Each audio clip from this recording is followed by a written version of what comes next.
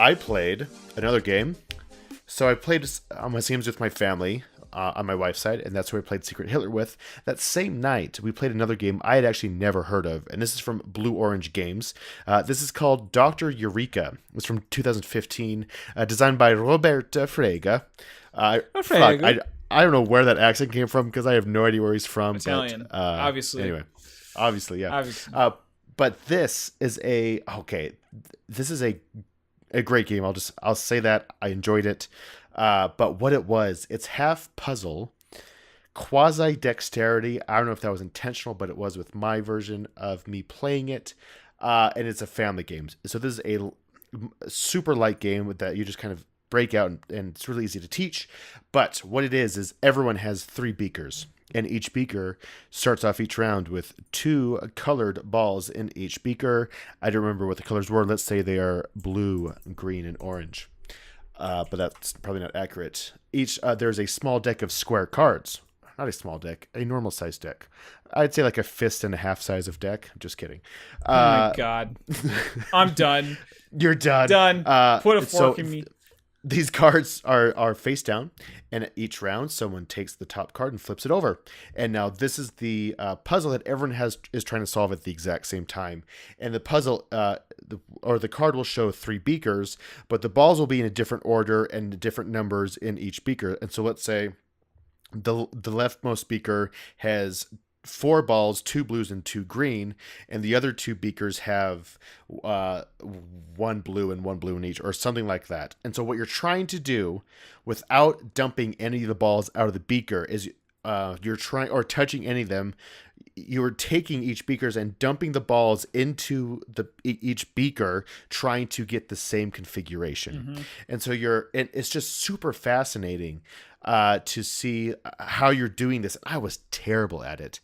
The reason I say that is quasi dexterity is because I was dropping, like they were spilling out onto the table and bouncing off the table, and that's taking time away from me from solving it right. Because the beakers are small, mm-hmm. But they're like just big enough to hold the balls themselves, and so and you're just trying to pour beakers into each other. And so it's super clever because and then the first person who solves that card puzzle will say Eureka, and then they get the card, and you can just play to X amount of points or whatever. Mm-hmm. But this was such a fantastic little family game. My 6-year-old absolutely loved it, and was surprisingly good at it. Not that I think my kid is dumb all the time, but he actually liked it. So I went and I actually bought it, and it'll be our family game for Christmas or something like that. Because here's the thing. The game right now, I just checked just before starting this recording, $11 on Amazon. Right. It's super cheap. It's super cheap, but the production quality is fantastic. It plays up to 4 players. And each player has 3 beakers, and these are good plastic beakers, and it comes with the balls and everything. It's just an amazing value for such an easy, light family game. I highly recommend it. I was terrible at it. Now, is this new to you? Have you heard of it? Honestly, I had never heard of it before playing it a week ago. Yeah, there was when I looked it up on BGG, I actually remember seeing this and probably in a passing review that Dice Tower did or something, because Dice Tower does a lot of those family reviews. Mm-hmm. So when I saw the cover art, I immediately was like, oh yeah, it's that game. And then seeing the components in terms of the different colored balls and everything like that. Again, no real interest on my side. I think it goes great with your family, with the small kids. On a scale of 1 to 10, how much of a scientist did you feel like when you were mixing the test tubes together? It's a surprising amount of theme in here, because you have these beakers and you're pouring liquids into each other. Now it's not liquids, but you still kind of feel like that. And it's just, I don't know, it's cute. It's the same thing though. I would never break this out with my game group, right? During the week, but for a quick game to play out with family, we were done eating dinner and he just broke this out. I think just after we were playing The Mind as well. It was great. I think there's a newer version of that they brought out called Dr. Beaker. I've not heard of Dr. Beaker. Yeah, it's by the same people. I think Blue Orange did that too, and I think it's similar concepts. I know nothing about it, but that has beakers, and they're bigger, and you're making patterns on the bottom. I think it's like a 3x3 grid or something like that, rather than just. It's more horizontal puzzle than a vertical puzzle. Sure. I guess I could say. Got it.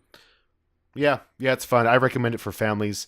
It's just a fun activity. It can make you either feel really smart or really dumb, or somewhere in the middle. I'm on the dumb side, but that's okay.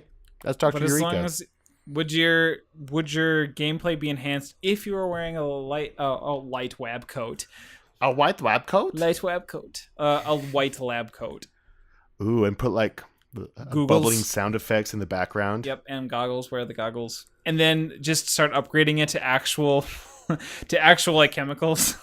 So you're the first one. Yep. To like make a specific compound. Yeah, exactly. That's it. The first person to make an explosion with mixing the right chemicals wins. Yep. They lose a hand, but they win the game. Exactly. That was really stupid. Oh my gosh. It's episode 10. What do you people expect?